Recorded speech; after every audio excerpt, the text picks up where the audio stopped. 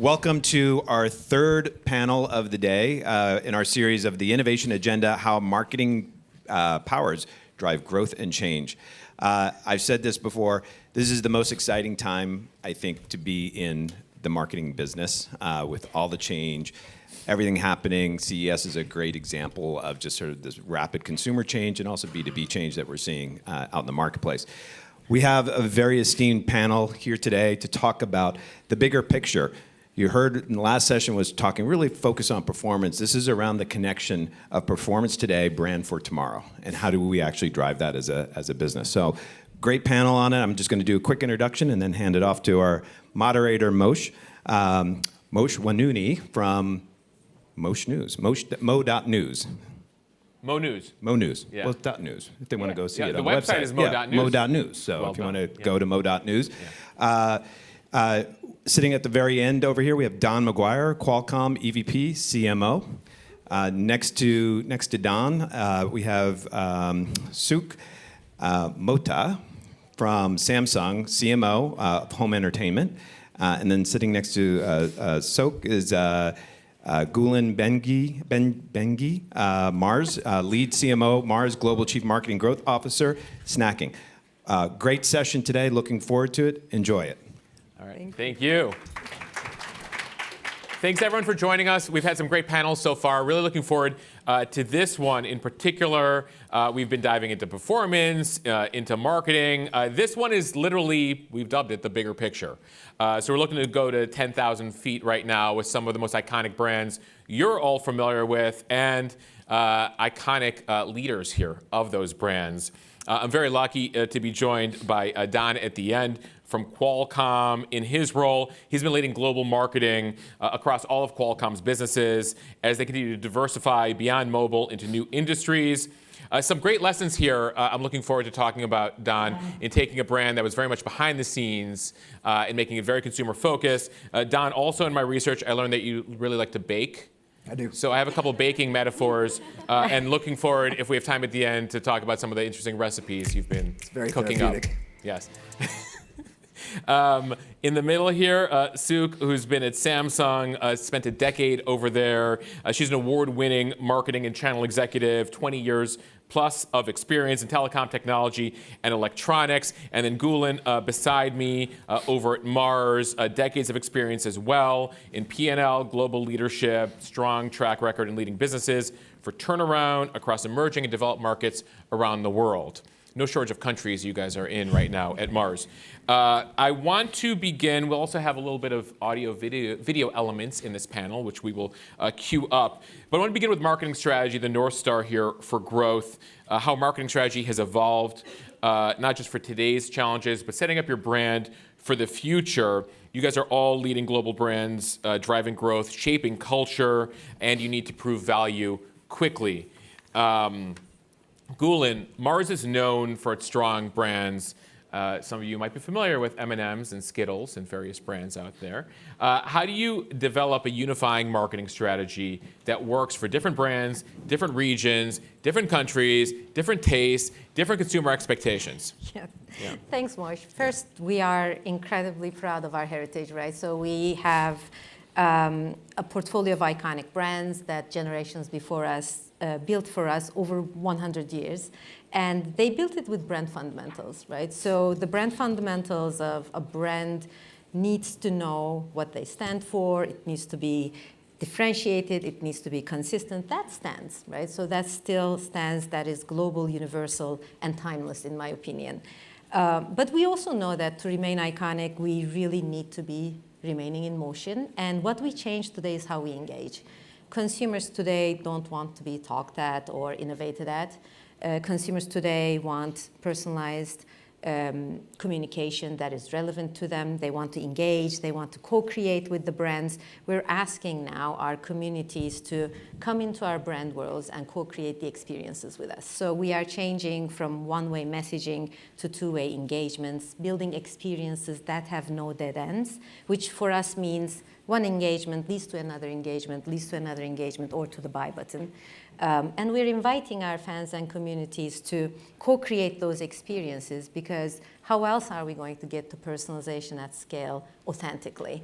And that, for us, takes a village. We have been rewiring our entire ecosystem last year, investing in our people, our technology, our partnerships. We're working with disruptors that are at scale and that are also entrepreneurs to complement this ecosystem to bring it to life so that we can bring our communities into our brand experiences. We have a great example I want to talk about, the Twix this is related example. to Twix. Yes. So this is the audio?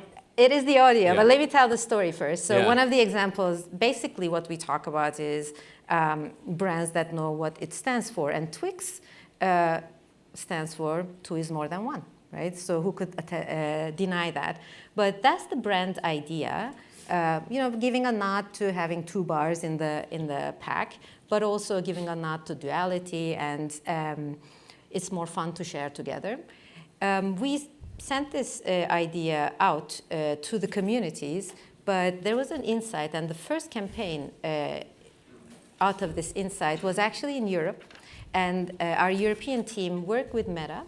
They realized that there are 7 billion voice notes every day with the consumers, and they work with Meta, with WhatsApp, and built a special duet harmonizer, a WhatsApp tool, and sent it to the communities, where you can send your voice note, and it would actually sweeten the difficult part of the voice note that is maybe difficult to ingest without the sweetener,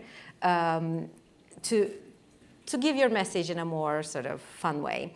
The community caught fire. It was like tens of thousands of voice messages, but the most important thing is it drove sales up. It's like double-digit growth. Our European team passed their lead competitor, KitKat, and growing penetration. That's the power of the community co-creation. We do have an example, because it's difficult to explain what's a harmonizer duet and what does a voice note that is a harmonized duet look like. So I don't know if we have the voice. All this talk about delicious candy, but no Twix bars to share.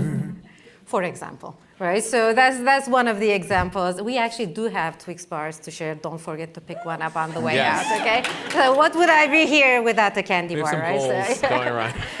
But I mean, what you ask is very important. What really remains, and I think it will be timeless, is the fundamentals. And what we need to change is how we engage and how we connect, building relationships with the next generation, and bring penetration and category growth through engaging with them the way they want it.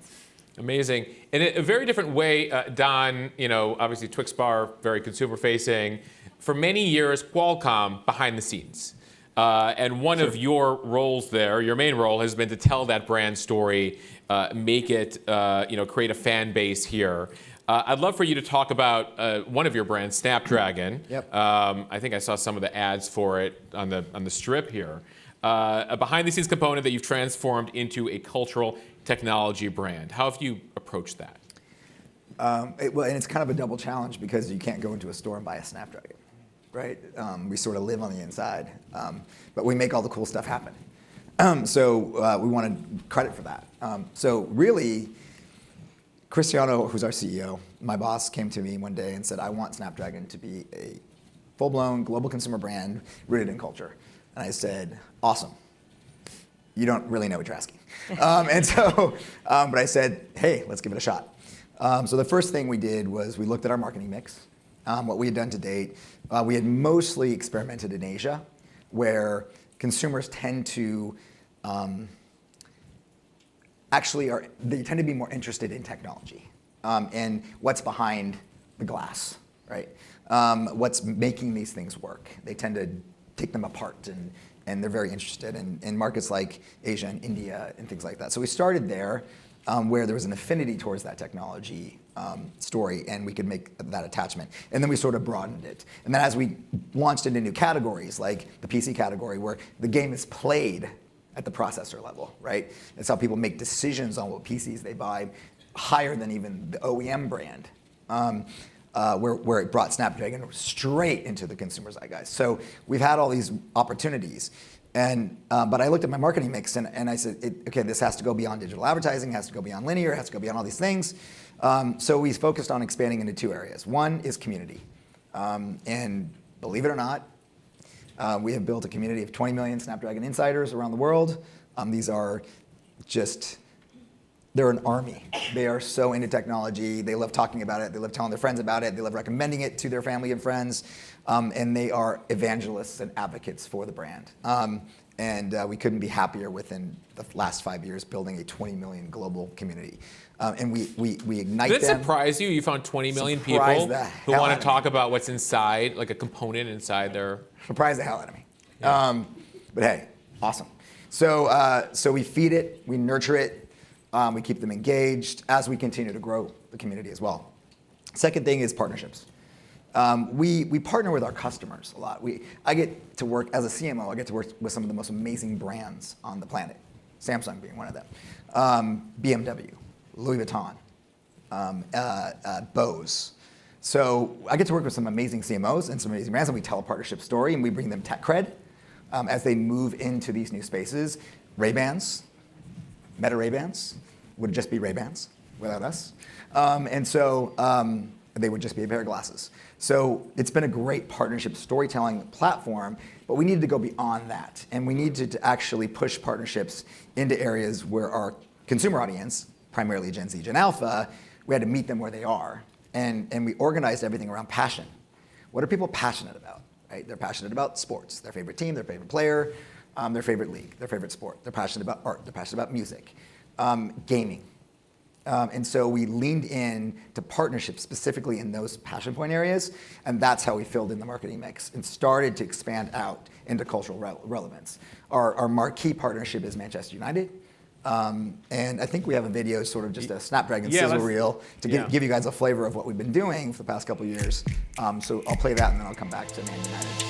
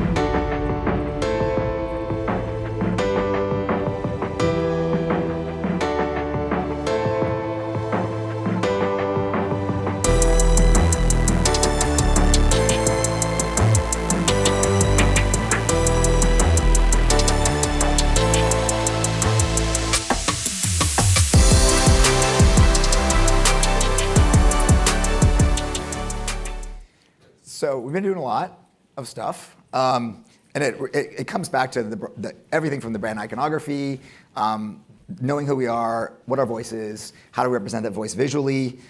We own the color red, like nobody owns the color red. We've painted Vegas red. If you've been up and down the Strip, it's hard to miss our out of home this week. Yeah, competing there. Yeah, well, we can partner. We can partner. You did partner with the color red. Yeah, we can partner with the color red. We actually did a partnership with Red, the cause-based organization, and Manchester United, who also happens to be Red, and the Red Devils. But it's things like that have really sort of launched us into cultural zeitgeist. And again, I've been surprised every day by that it's worked, and some of the things that we've done. So imagine, Manchester United, which is our biggest partnership, buying the most coveted piece of sports real estate in the world, which is the front of shirt for Manchester United. I don't know if you know this. We're the 7th front of shirt partner in the history of Manchester United, which was founded in 1917. 1.3 billion fans all over the world. They are the biggest brand in global sport. Distant second is anything else. So we've activated that partnership in so many different ways. So when Sabrina Carpenter shows up with our goalie jersey on twice in the last year, I paid nothing for that, right? So this is how it's scaling and it's permeating, and these things are just happening because of the decisions that we've made. And it's really been great strategic thinking of my team. My agency partners have been fantastic. And it takes a village to kind of pull this off. And I have a really supportive CEO. Sometimes my CFO isn't as supportive, but I'm getting him there. But I have to have a supportive CEO in Cristiano who believes in marketing, who believes in the power of it. I can't tell you how much easier that's made it for us to kind of do what we've done so far. There's still lots more to do. But we're on our way. It's been a really, really incredible journey. I want to talk about viral moments and Sabrina Carpenter in a second. We'll get back there, but I want to bring Suk into the conversation here. As we're talking about sports with Qualcomm, I know that's an area you guys have been leaning into at Samsung, particularly college football. If we can cue up Samsung's video real quickly, and then I would love for you to kind of talk about your approach there. Hey everybody, by now you guys know that Lee Corso is hanging up the mic. That's right, he's retiring, but Samsung and I, we want to do something very special for him. Because of your suggestions, we're going to have a legendary setup for our guy to watch the games, okay? Let's get in here and get busy. Let's go. Why I got this helmet on? Ready for this? Surprise! Whoa, how'd you get it in here? How cool is this? It's amazing. I don't know how you did it. Look at that pencil over there in the corner. Holy mackerel. I know you're going to miss me, so I got a life-size cutout of myself. Only you would think that. Nice suit, by the way. Look at that sign. That's a beauty. Not so fast, my friends. How about the TV? Beautiful. 85 inches, and on a bright sunny day, no glare. I can't wait to see my guys win in that big TV. Thank you all, my friends. I'm really touched. I'm gonna miss sharing Saturdays with you. That bulldog haunts me. Well, do we have any college football fans here? So Lee Corso is iconic there. So from our perspective for Samsung, yes, we're the number 5 brand globally, but also just within the home entertainment business, our TVs, we've been number 1 for the last 20 years. So yes, we focus on our products. We want to bring really amazing products to life, our innovations. Every year we come up with some new things. This year we've come up with micro RGB, which is like just the best in viewing experience. But how do you connect that? How do you connect that to your consumers? So we guys partner so hard that our strategies are pretty similar. You focus on their passion points, right? So we're also really focused on sports being as one of the key pillars for us. Art, of course, is another one. But in sports specifically, we looked at college football because that's where the fandom is. The fandom there is so strong, and Lee Corso is iconic for that, right? Anyone who knows college football knows Lee Corso. So we were able to bring in, as part of our campaign last year, is how do we partner and bring something to life with someone iconic like that. And even just to give you a little bit more background, right? Previously, it was more about the product. What does the product do? But now it's about the experiences. What are the experiences that the product can deliver? And how do you communicate those stories along with passion points for your consumers in a way that's meaningful? And so that's what we were able to bring to life here. I'm curious as to the insights you then gain through a campaign like that, the data points that you gain, and then what you're learning from it, and as you think about future campaigns and where to double down on your investment. Yeah. So the number one reason why someone in the US is buying a TV is to have a better sports viewing experience. By far, right? And of course, number 2 is content. In general, you have your movies, you have your shows, and all of that. So that was one of the learnings and insights that we leaned into. The next thing was, if you think of from a sports perspective, we looked at where is the bigger fandom? Yes, NFL is really great too. We looked at college football, which is the number 2 sports within the US from a viewership perspective, and kind of honed in on that. And then from there, when you're talking about insights, each part of the campaign, and we spoke about it, I think it's come up, data is such a big part of what we do and every decision we make. Every aspect of is how do you use those data insights to then translate into the campaign itself. So whether it's about social anxiety, that we have college football championships and Super Bowl coming, there is 31% of the social conversation is around anxiety about hosting a party around those championships because of the TV setup. So how do you lean into some of those insights to build a campaign and bring it all to life? Those are some of the things that we're doing with college football. Gülen, I want to come back to you. We were talking a bit there with Suk about data insights, driving marketing performance. We've talked about how measurement used to be backward-looking. Now it's real-time. How are you approaching evolving metrics here? How are you looking at measurement? Yeah, measurement is like my favorite subject, so settle in. Measurement, I think the holy grail of measurement is it's connected, it's directly attributable to business results, it's predictive, and it's decision grade, right? So it's easier said than done, but we are on this quest to bring this connected measurement. We have two issues. One is today, more than 50% of what builds a brand is unpaid, right? We talk about community co-creation, experiences, initiatives. So how do you attribute results, business outcomes, to the unpaid one? So that's one. The second one is data is abundant. It's available for everyone. AI is abundant. It's available for everyone. So actually the insights are commoditized. So how do you get to the insights that are relevant on the strategic questions that are decision grade? And where is the proprietary math? And where's the proprietary data? Right? So we're trying to solve these two questions while optimizing in real time the paid portion of it with our scaled partners. And let me give you an example on how we do that, right? So Snickers is a great example. In the US, Snickers has layers and layers of activation. We have paid advertising. We are a big NFL sponsor. We're the official Passion Points, right? So the official chocolate brand. We sponsor Josh Allen. Even our US team is here. So we have had a special edition dipping sauces, which is a surprise to me, but it's an amazing activation. What are with people Josh dipping Allen. in your sauces? So the sauces are Snickers flavored. I will not venture to say what they're dipping. Various things. It can be even chicken, right? So, but it's. But I can tell you that 2 of the 4 chicken, right? Mostly, Chicken and yeah. Snickers? Gabrielle is right there. Wow. Snickers flavored sauces, and 2 of the 4 weeks, the sauces were sold out in 10 seconds. 10 seconds, right? So it's, anyway, so there's a lot of activation that is organic, that is conversational, that is going on. So how do you make sense of what is the value of the NFL sponsorship, right? What starts the conversation, what enhances, what detracts, what converts on which customer? So what we are doing is we are partnering with an entrepreneur that we actually met in CES last year, Alembic. You may have heard about them. They're finding out new math to create these causal changes, and we can now tell what starts the conversation, what enhances it, what detracts from it, what converts, and how much, of course, this chain causes to instigate. And now we can simply find out all that organic conversation, what is the worth of it? All that sponsorship, what is the worth of it?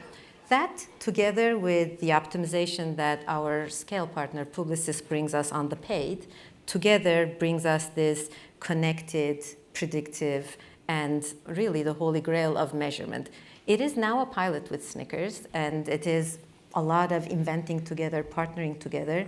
The most important thing that we are working on is which strategic questions are worth asking to understand in this big, comprehensive way, and we're focusing on them giving the answers with the right frequency that can connect to the business processes and our decision grade that are helping our teams to make better decisions about our investments.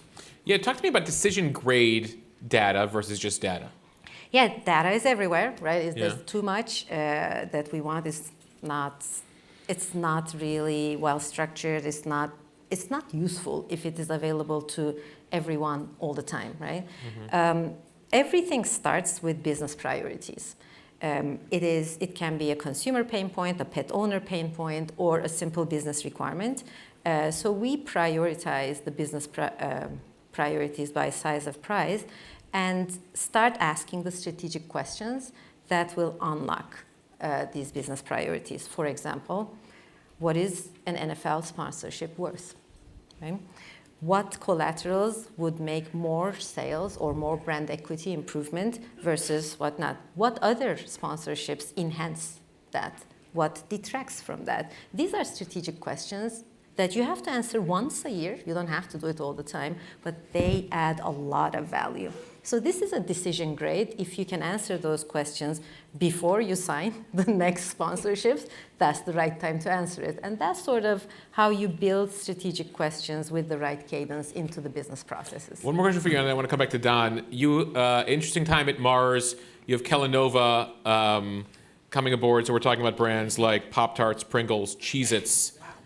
More yes. things to dip in the Snickers. Yes, Potentially. yes. All good. Yeah. Yes. How are you approaching integrating? I mean, when you're thinking about brands like this, like Pop-Tarts and Pringle, how do you think about that from a marketing standpoint? No, I mean, first of all, we talked about how storied Mars is. Kelnova is, or Kellogg's is just as storied, right? 100+ years of heritage, iconic brands. We are just incredibly lucky, and we call it with snacking is better together.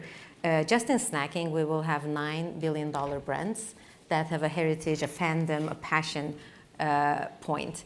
How do we do the integration? We stick to the fundamentals, right? So fundamentals of brand building does not change. Kelnova or Kellogg's over years has done a brilliant job building those brands. The brands know what they stand for. They are differentiated. They're consistent, right? And we're now in this journey of engaging with our audiences, co-creating with our communities. 80% of Gen Zers today want iconic brands to allow them to co-create, right? We are in this journey of building relationships that are continuous, that have no dead ends. We're inviting them to come and co-create experiences with us, just as I explained, for example, with Twix, but many of our brands do that. We call it PESO, paid, earned, shared, and owned. It is earned and community co-created at the center. That gives us this personalized, scaled community co-creation and authentic engagement around the brand. So our integration is on the fundamentals, respecting the heritage of the beautiful brands that are coming into our portfolio. Don, how do you think about co-creation as you guys are experimenting both in the physical world and the digital space? Yeah, I mean, we've kind of taken it with our fans. They're really interested in giving us feedback on how we can make our products better. So it's less about how do we co-create the next ad or whatever. It's really about that. So we tend to lean in there. But I really like what Mars is doing with regards to the data platform, because like right now, to measure the value of my Manchester United partnership, I'm triangulating 3 different data sources. CAA, who's my sports agency partner, Manchester United's proprietary owned data, and then third party.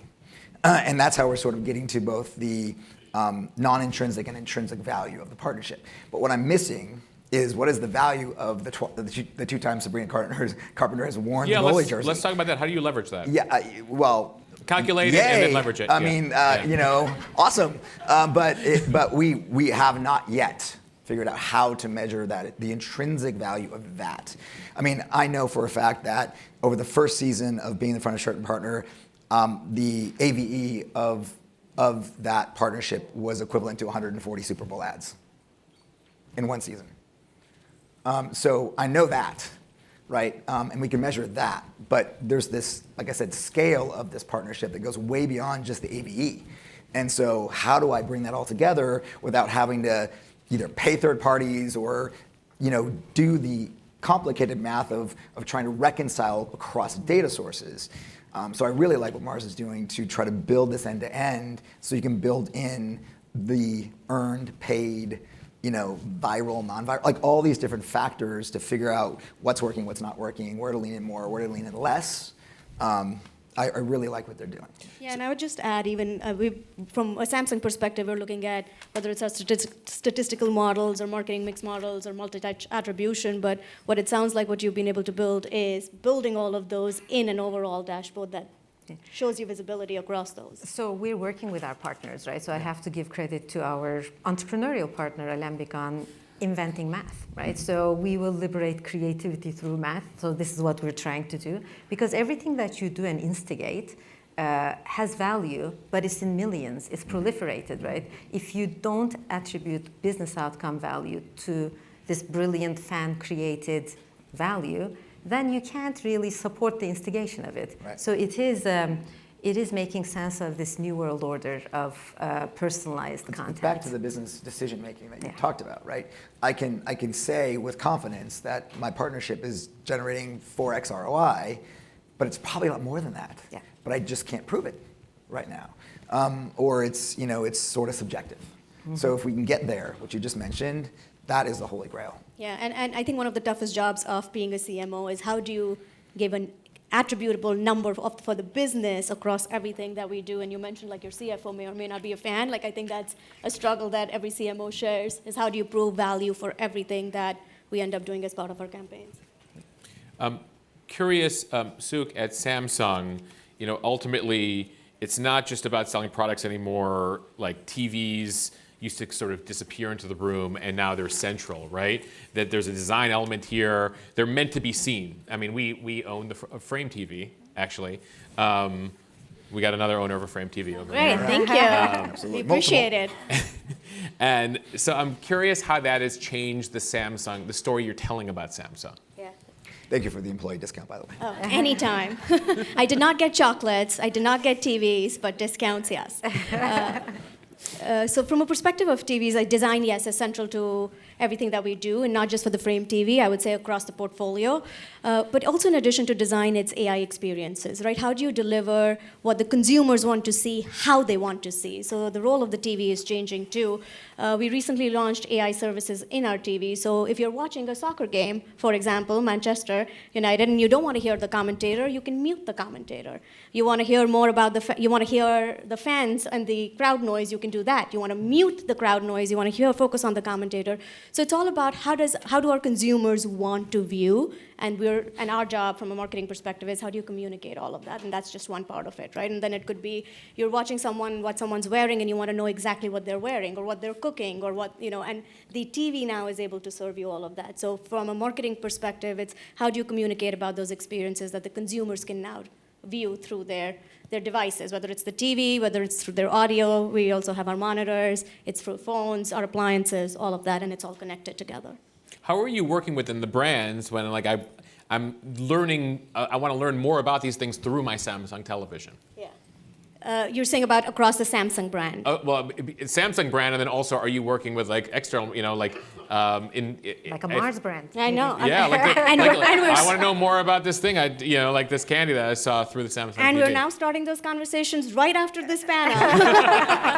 But yes, I think partnerships is a big part of it, is whether you look across the different companies and corporates that we're working with. Some of it is existing today across our different divisions within Samsung. Some of it is we're partnering with, we're looking at Uber Eats, for example, it could be, or with Venmo, is how do you look at for college football and be able to get someone what they need delivered. So some of those conversations are underway. Got it. A different aspect of AI, Don, GEO versus SEO. Search engine optimization versus generative engine optimization. Everyone's favorite topic these days. Everyone's favorite Yes. topic. How are you showing up on AI and showing up in the right way? How are you thinking about that? My mom is 89 years old, and she calls ChatGPT her boyfriend, which my dad's like, super cool. Whatever makes you happy. But when she's made the shift from search to ChatGPT from Google, it's happened. The behavior has changed. She's 89. She's pretty good at 89. She plays golf 3 days a week and stuff. But it's happened. So how do we, when we can't buy search terms, when we can't be top of page, when we can't control the journey anymore because the click-through, the website, and LLMs are not, 75% of the time they're not getting the information from the brand's website. They're getting it from Reddit. They're getting it from other sources. We did a grand experiment. It was not pretty. When we said, please explain Qualcomm, please explain Snapdragon, it was all over the map. And some LLMs are better than others. Some tend to hallucinate, some don't. And so it's everyone should be thinking about this, and we have to figure out a solution. Now, Amazon, obviously, with their data set, with Alexa and things, they can help support brands. Gemini, because of all the Google search data, they can help support brands. OpenAI has said they're going to help support brands, and then they push that to the back burner. So we have to figure this out, right? And so it's going to be something that we have to. I'm thinking about shifting entire SEO budgets away from digital marketing team and onto the comms team, because earned may be the way you show up. Yeah. It's going to feed geo, Exactly. right? So give the budget to the comms team. Don't publish a blog on our website. Go get a credible third party on Reddit to publish that blog, right? Feed them the content, pay it, whatever it is. So that's kind of how we have to start shifting our thinking. And if you're not thinking about it, you should start thinking about it right now, because it is coming fast and furious, and you're going to be wasting money probably in the next 48 months if you don't make these changes. I can see my comms team over there kind of silently clapping and nodding and letting me know that that's what the direction. But yeah, I mean, this is a big issue right now. I think the first thing even is to understand what goes into GEO, where are they pulling from, the sources that are going into it, which is also, by the way, evolving every day. Reddit used to be a part of it. Some of it is not anymore. Yeah. So from a CMO perspective is how do you first identify the sources, create a benchmark of where are we starting from, how are you going to measure success in something like this, and then look at all the tactics you're doing and how if it is influencing some of this content. Right. So yeah, I mean, Perplexity is trained different than Claude, is trained different than Grok, is trained different than, so you have to take all these factors, and it's a different game. Gülen, how are you guys thinking about this in your space, the push from SEO into geo, and then just bigger picture, innovation and new platforms?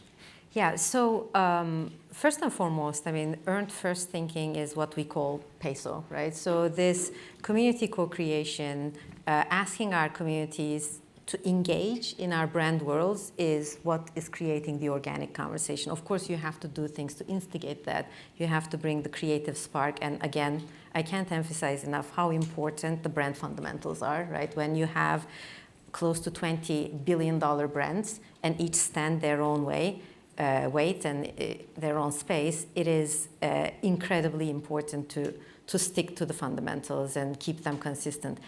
And then we hand over our billion-dollar babies to our communities, to millions of people.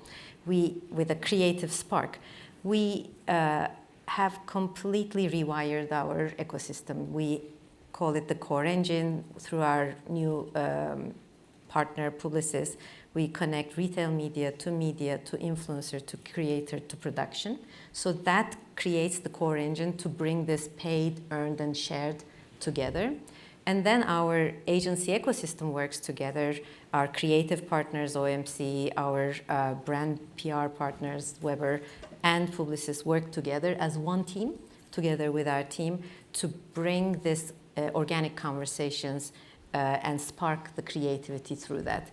I can't just give a pass to this iconic portfolio that we have. It is very important for us to make sure that the engagements are also safe and responsible, and we are one of the early sign-ons of the responsible AI governance platform. We have a SteerCo, we have a responsible and scaled AI platform. So all the tools that we hand over to our fans and communities are within this responsibility framework, so that we engage, have fun, but also protect the core identity of the brand and, of course, the core values of how we engage. I know you had one more video we wanted to play when it comes to... Let's celebrate our brands. Experimentation. Yeah. Yes.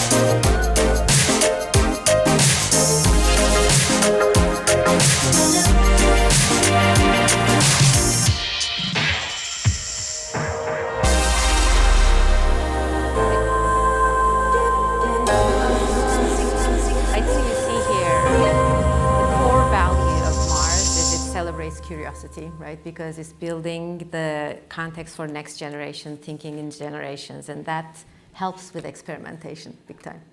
So I want to end here on the idea of resonance. Don, I know that's been, you've talked about the importance of measuring resonance. You have a formula for measuring resonance with your audience. Explain resonance, and could you share your formula with the room, please? Yeah, I mean, it's a pretty simple recipe. It's really knowing your audience, right, who you're talking to, providing context for them, making it relevant so that they pay attention and care, and then all that drives resonance. And then resonance drives action, whatever that action is, an engagement, a sale, a purchase, a consumption, whatever that might be. So we try to follow that recipe with everything we do.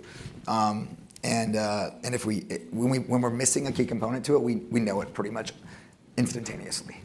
We missed the mark here.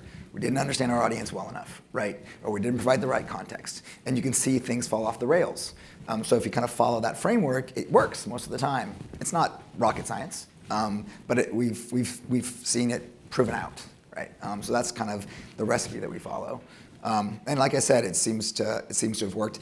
You know, like I said, we have a lot of work to do, but for the first time in our 40-year history, we showed up on Interbrand's top 100 list at number 39 this year, and on Brand Z at number 38 with Snapdragon. So something's working, but I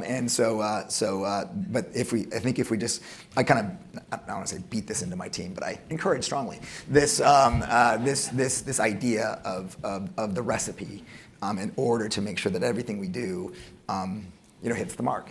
But I also allow for experimentation and, I don't like to use the word failure. I don't like the word celebrate failure. Nobody likes to fail. But you experiment and you make mistakes and you learn from those mistakes and hopefully you don't make them again. And you have to allow for that as part of the process as well. Yeah, I want to end with Suk on that thought about some of the biggest lessons do come from the mistakes or failure or whatever word you want to use. How do you think about those? Have you, as the team, taken any risks in recent years where you're like, that didn't work out, but we learned something really valuable from that? Yeah. So I've been at Samsung for 10 years, and I've had the pleasure of being in different roles.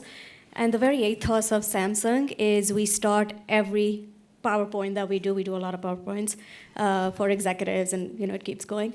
And we start everything we may never celebrate, which is, in a way, it's just how we operate. We don't celebrate. We always start with what didn't go right.